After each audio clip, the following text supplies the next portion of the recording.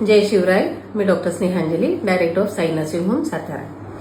आज एक खूपच महत्त्वाचा मुद्दा जो कदाचित कॉन्ट्रोवर्शियल आहे आणि खूपच सेन्सिटिव्ह आहे असा एका मुद्द्याच्या बाबतीमध्ये मला तुमच्याशी बोलायचं आहे. 3-4 दिवसापूर्वी माझ्याकडे एक डिलिव्हरी झाली. तर डिलिव्हरी ही तिसऱ्या खेपेची होती. पहिल्या 2 मुली होत्या, दोन्ही नॉर्मल डिलिव्हरी होती. तिसऱ्या वेळेलाही 3.5 किलोचं अगदी गोंडस कन्यारत्न जन्माला आलं. ज्या वेळेला आईला हा निरोप दिला तर त्यावेळेला आई अगदी शॉकमध्ये होती आणि वडिलांना हा जेव्हा मी निरोप सांगितला तर त्यावेळेला ते खूपच अग्रेसिव्हली रिॲक्ट झाले. ते म्हटले मला मुलगा होणारच आहे, मला खात्री आहे, मला मुलगी होऊच शकत नाही. मुळामध्ये त्यांनी या पद्धतीनं रिॲक्ट करणं हे मला अपेक्षित नव्हतं. त्यामुळे मी थोडीशी गोंधळून गेले. त्यांना जेव्हा समजावून सांगितलं अगदी 5-10 मिनिटाच्या नंतर त्यांच्या लक्षात आलं की अरे काहीतरी चुकतंय आणि मग त्यांनी ऍक्सेप्ट केलं. त्यांना कारण विचारल्यावर त्यांनी असं सांगितलं की आम्ही कुठेतरी जाऊन औषधं घेतली होती आणि त्यांनी आम्हाला शाश्वती दिली होती की तुम्हाला मुलगा होणार आहे. असं खूप वेळेला माझ्याच नव्हे तर आपल्या प्रत्येक गायनेकॉलॉजिस्टला हा अनुभव येत असावा.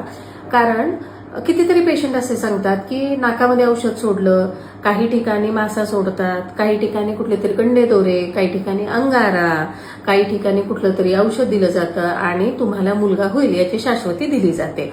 आणि ह्या गोष्टीसाठी मात्र हजारोनी रुपये त्यांच्याकडनं उकळले जातात.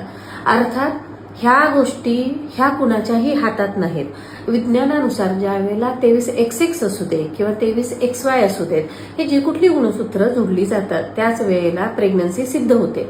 आणि एकदा ती गुणसूत्र जुडल्यानंतर मात्र काहीही केलं तरी त्याच्यामध्ये बदल होत नाही. जे काही अपत्य आहे ते जन्माला येतं. पण आजही आपल्या या भाबड्या भावनेचा गैरफायदा घेणारे बरेचशी विकृत लोक आपल्या समाजामध्ये आहेत आणि त्या विकृतीसाठी आपण हजारोने लाखोने पैसे तर देतो, पण आपला जीव सुद्धा त्यांच्या हातामध्ये देतो. तर कुठेतरी आपण चुकतोय हे मला असं वाटतंय की आज मला प्रकर्षाने असं जाणवलं की मी कुठेतरी ह्याच्या संदर्भात बोललं पाहिजे. जिथं आपली सुनीता विल्यम्स अंतराळामध्ये इतके महिने राहते, ती मुलगी असून एवढी चांगली कारकीर्द बजावते आणि आज आपण मुलगी होते म्हणून रडतोय. आपण अन्याय नाही का करत? जो अपत्य आपल्याला देवानं दिलेलं आहे तर ते अपत्य आणि त्या अपत्याची आई हे सुखरूप असणं हे आपलं प्राथमिक कर्तव्य आहे. ज्याच्यासाठी डॉक्टरच नव्हे तर डॉक्टर आणि आपला घरातले मेंबर ह्या सगळ्यांनी तिला जपणं, तिची मानसिकता जपणं हे आपलं परम कर्तव्य आहे. तर मी सगळ्यांना सांगेन की ह्या चुकीच्या गोष्टीमध्ये अडकून जाऊ नका. कारण नसताना पैसे खर्च करू नका आणि कुणी जर असं करत असेल तर शासनाच्या निदर्शनास आणून द्या. धन्यवाद.